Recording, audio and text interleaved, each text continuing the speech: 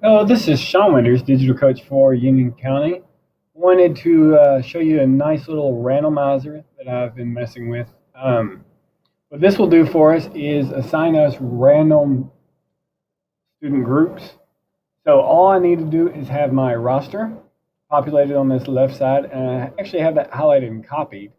And what I'm actually going to do, I'm going to drop them in. To, let's say I wanted groups of 5. I just want to paste those kids in, but I want it to be random. So I'm going to highlight those kids again.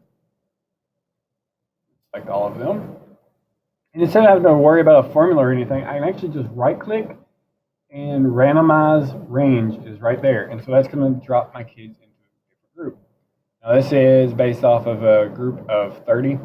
So nice even groups, but we seldom have that. So I'll show you what to do. Let's say with our group of 4, a couple options here.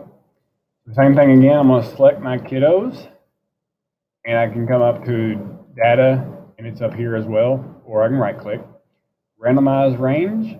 And so each kid, my red 1 group is these 4 and so on, but you'll notice these 2 at the bottom.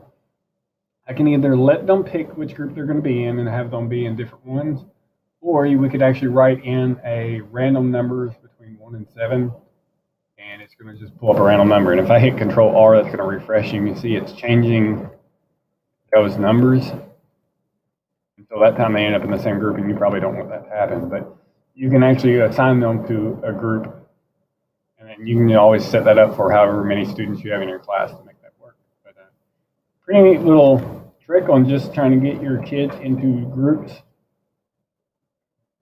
This takes out any purposeful assigning, so making high, low levels and stuff. This won't do that, but we'll get those quick little group discussions where you can actually mix them up. And since you're doing this in a sheet, if you're doing this for a little project, the next day when you open the sheet back up, you'll see what your group's names, group members were, if they needed to get back together.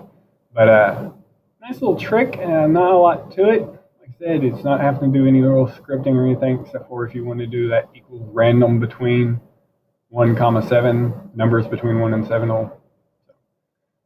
It said just alter that, tweak this. I'll on the video description, I'll add a link where you can build your own or utilize this, and I'll have some of these other little tools listed at the bottom. But thank you guys for your time. Hey, thanks for watching our video. If you would, please click the like button and subscribe so you can be up to date with any of our new videos. And thank you for watching.